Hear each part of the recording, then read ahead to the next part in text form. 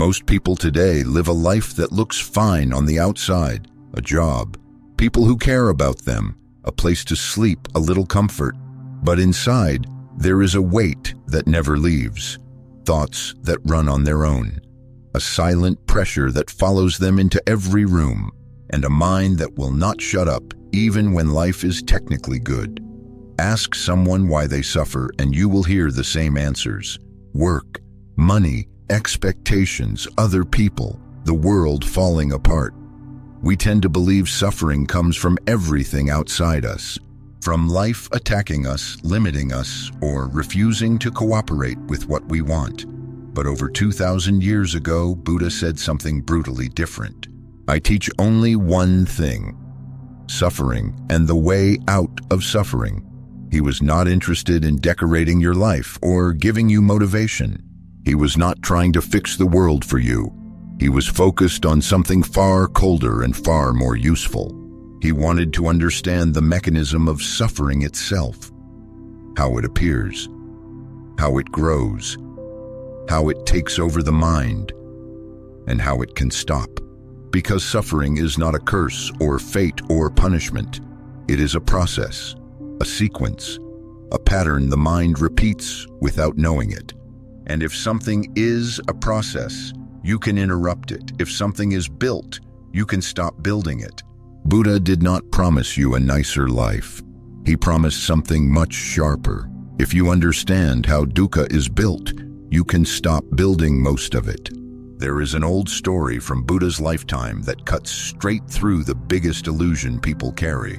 The illusion that their suffering is somehow unique, that life is picking on them, that pain is a mistake that should not have happened to their house.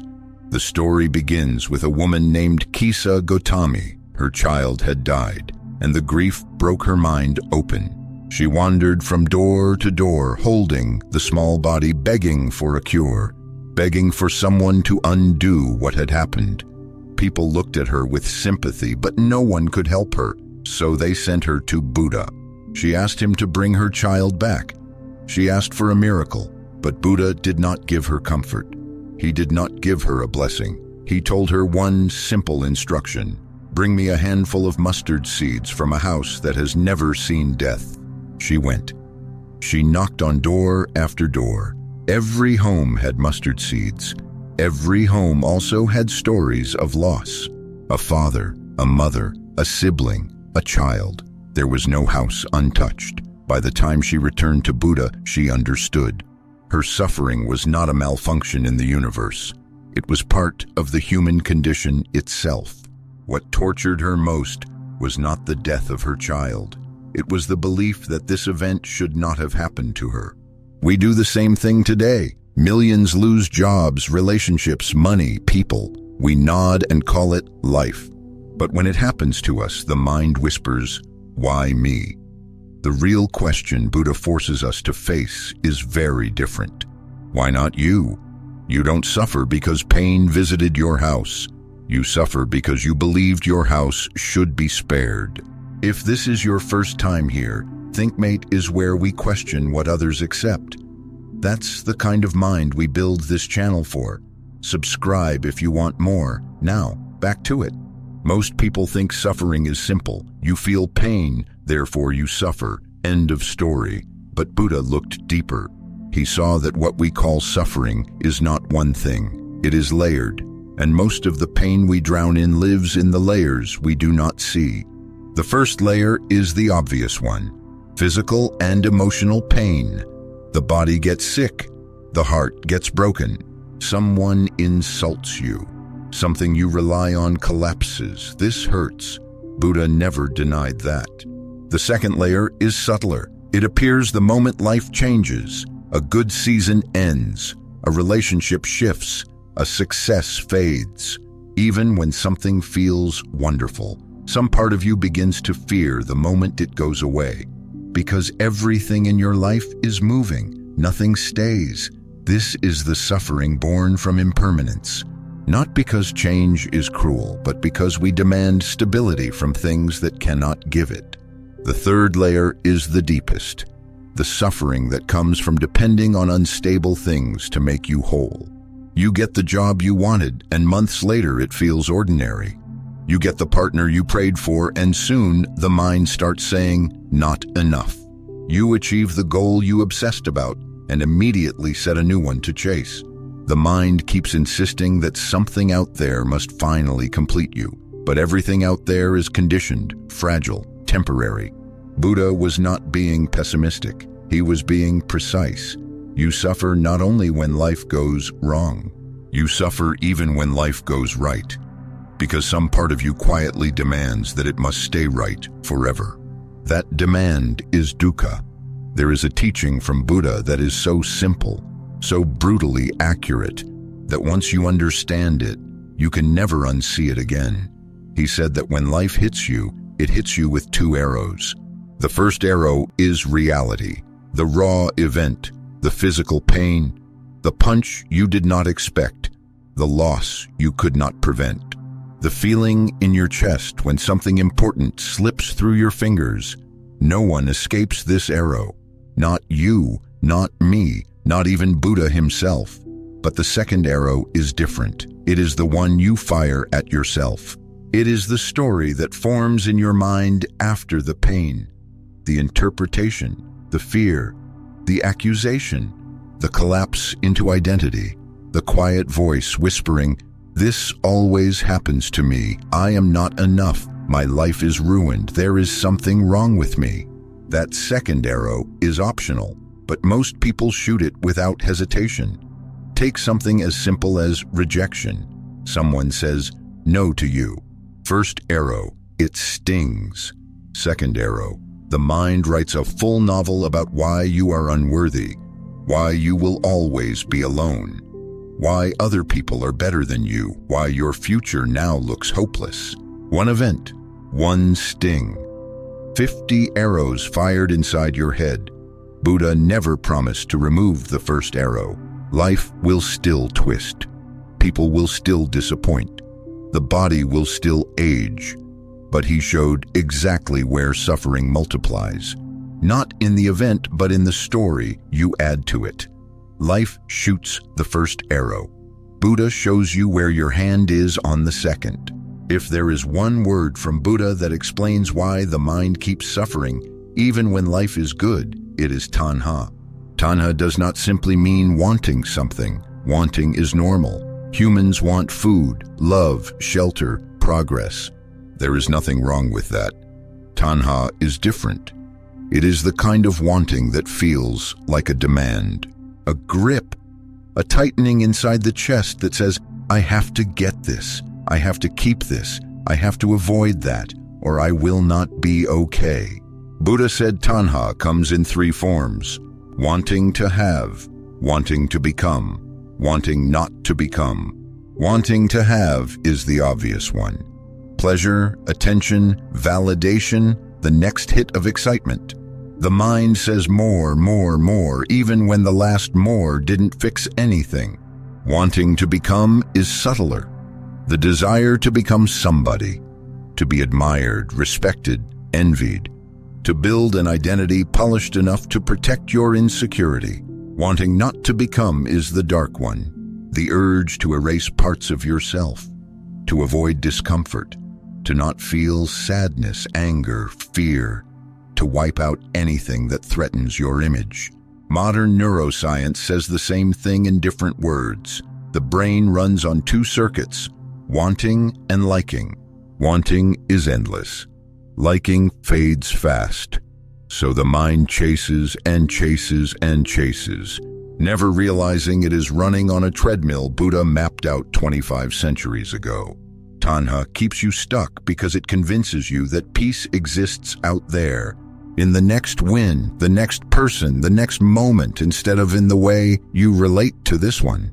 And like a monkey with its hand stuck in a jar, you are trapped not by the world, but by your refusal to let go. The trap is not around the monkey's hand. The trap is in the monkey's refusal to let go. Tanha is that refusal inside you. If tanha is the engine of suffering, there are two illusions that keep the engine running at full speed. Buddha called them anicca and anatta.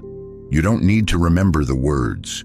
You only need to see what they point to, because they explain almost every emotional crash you've ever had.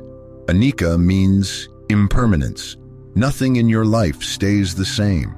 Your body ages, your relationships evolve, your career shifts, your desires change. People you love move closer, then farther, then sometimes vanish without warning. Every part of your life is in motion, whether you approve or not. But the mind rejects this truth. It builds attachments under the assumption that stability is guaranteed. When something feels good, it quietly believes it should last forever.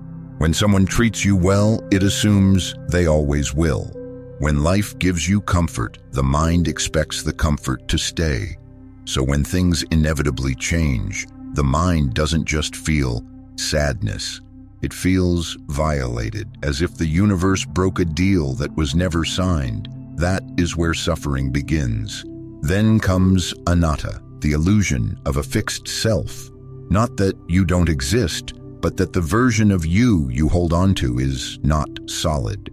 It is a shifting bundle of thoughts, memories, insecurities, pride, habits, and reactions. It changes every day, yet we cling to a rigid identity. We say, I am this kind of person. I deserve this kind of treatment. My image must stay intact. And when life challenges that image, even slightly, the ego panics. It feels endangered even when nothing is actually at risk. Now put the two illusions together. You want the world to stay stable. You want the ego to stay untouched. But the world moves and the ego is fragile. And in that friction, dukkha is born. Buddha's logic is brutally simple. You suffer because you secretly signed two impossible contracts. One with the world, don't change. One with your ego, never be questioned. And Buddha tears up both. Buddha said that the mind is poisoned long before life hurts us, not poisoned by demons or destiny, but by four forces that quietly distort everything we see and everything we do. They operate in the background, like malware in an operating system you never updated. The first poison is greed, not in the sense of money or possessions, but the constant hunger for more experience, more validation, more stimulation. Even when something is good, the mind immediately asks for something better. The moment you get what you want, the craving resets itself. It is endless. The second poison is aversion, the refusal to feel discomfort, the urge to push away anything unpleasant. You avoid the conversation you need to have.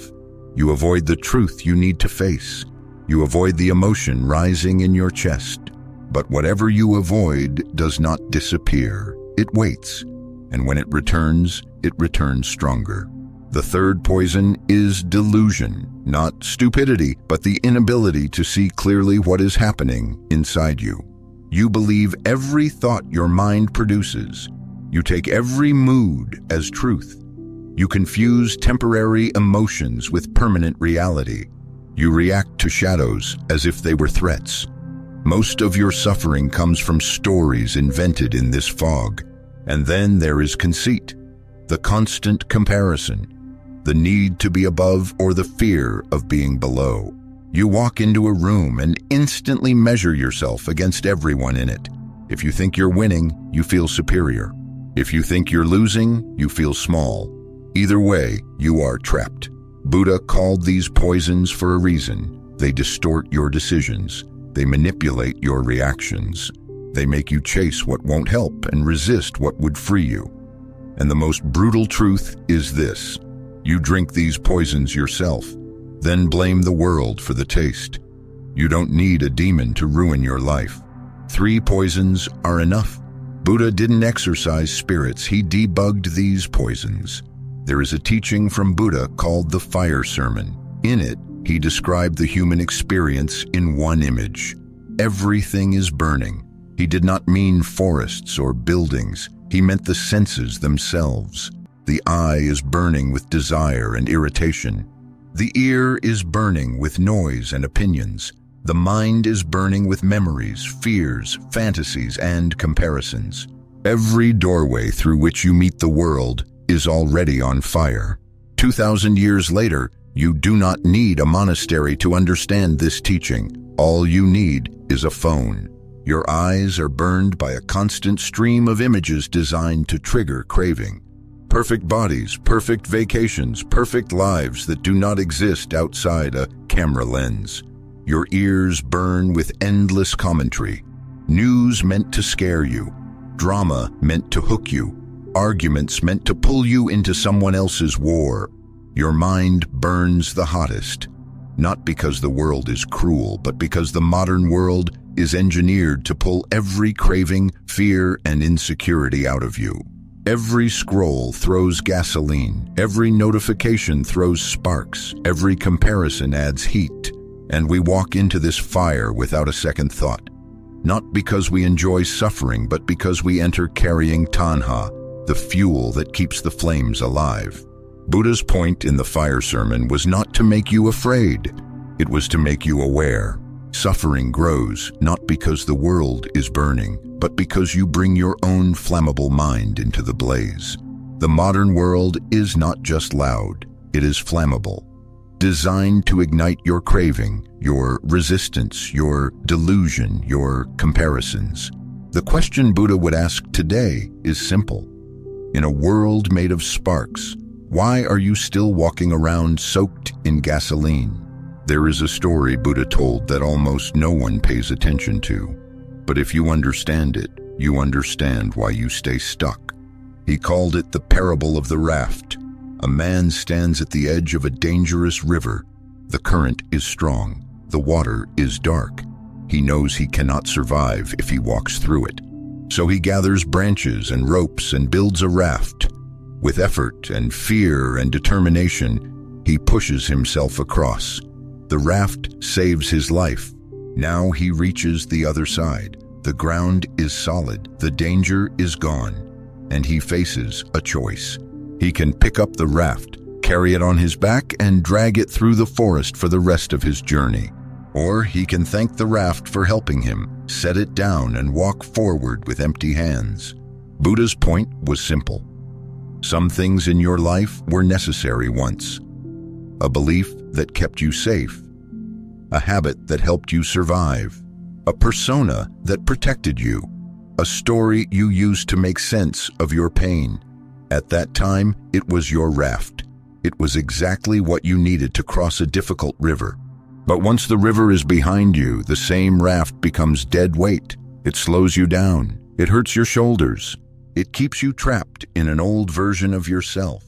Yet you carry it because it once saved you. You confuse "helped me then" with "belongs with me now." Buddha's advice is brutally practical. Use what helps you. Drop what no longer does. Some of the things that saved you 5 years ago are the very things suffocating you today. A mindset, a fear, a pattern, a shell. Learning to let go is not an act of weakness. It is what frees your hands to live the next part of your life.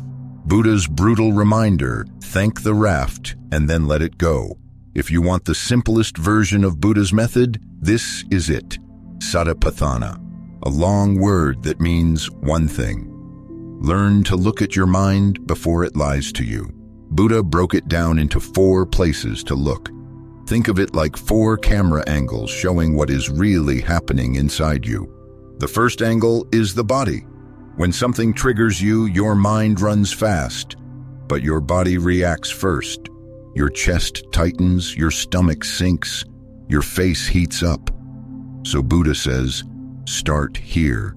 Notice the breath. Notice the tension. Not to be spiritual, but because the body tells the truth before the mind starts creating stories. The second angle is the feeling. Every emotion you have begins as a simple physical signal. Uncomfortable, comfortable, neutral. That's it. If you catch this early, you stop yourself from turning one small sensation into a full-blown narrative about your life falling apart. The third angle is the mind. You simply check, what state is my mind in right now? Is it angry, Restless, scared, proud, calm. You don't judge it. You just name it, because naming it breaks the spell. A mind you can see clearly cannot run your life blindly. The last angle is the pattern. You watch the habit behind the reaction, the old story that keeps returning, the trigger that always gets you. This is where you realize you're not unlucky. You're predictable. Your suffering has a pattern. And once you see the pattern, you can step out of it. Satipatthana is not about forcing yourself to be calm. It's about catching the second arrow before you shoot it. You don't have to fix your mind. You only have to see it before it tricks you. That's the real power of this method. It makes the invisible visible, and once you see clearly, you stop hurting yourself automatically. Before Buddha taught anything, he tested the two ways most people try to deal with life. First, he tried comfort. Every pleasure, every distraction, every comfort someone could have. And like most of us, he discovered a quiet truth you only hear when everything gets too easy. Pleasure doesn't solve the mind. It only covers the noise for a moment, and then the noise comes back louder. So he tried the opposite, hardship, pushing his body to the limit, eating almost nothing, forcing himself to endure pain, thinking it would make him stronger. But pain didn't free him either. It only drained his energy and made his mind more chaotic. Then he saw the pattern. Both extremes fail for the same reason. Both are attempts to escape the mind. One runs toward pleasure.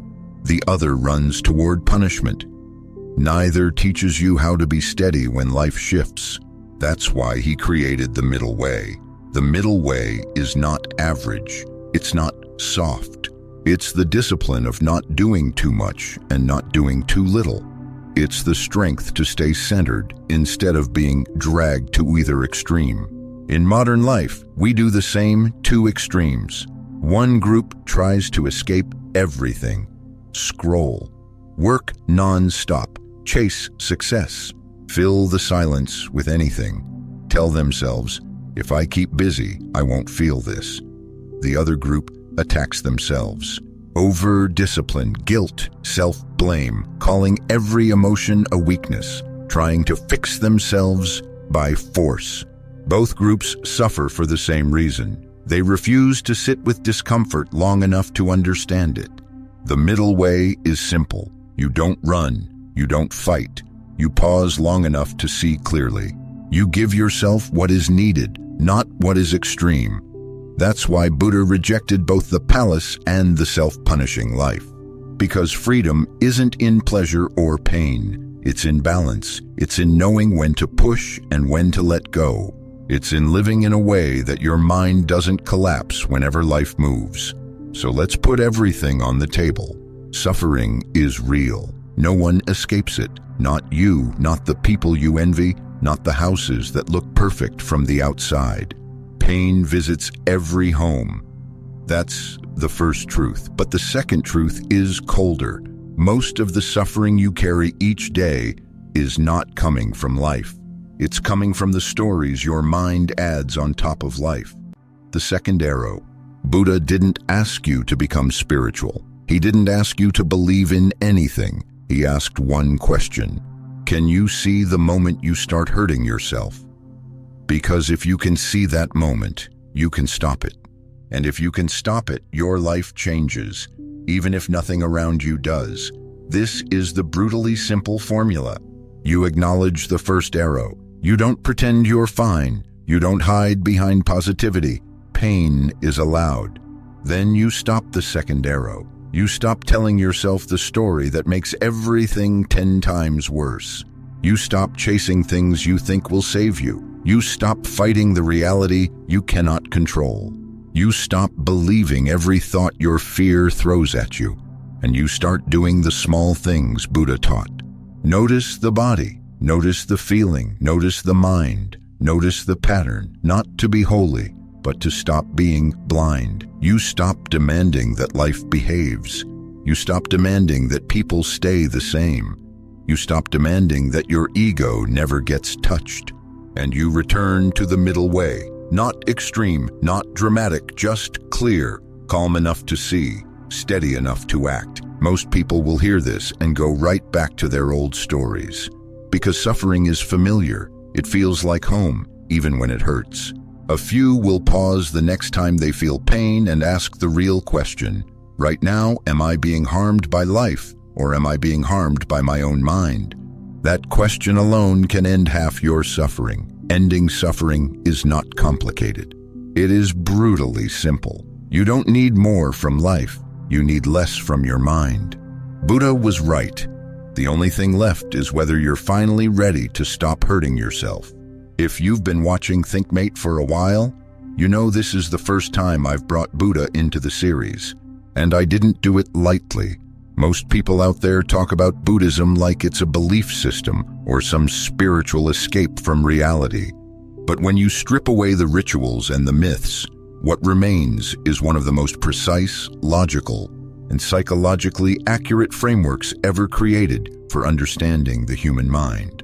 That's why I'm treating Buddha here not as a religious figure, but as one of the sharpest philosophers who ever lived. If this perspective opened something for you, let me know in the comments. Because I'm willing to explore more of these timeless thinkers, only if you feel it genuinely helps you navigate your life with more clarity and less suffering.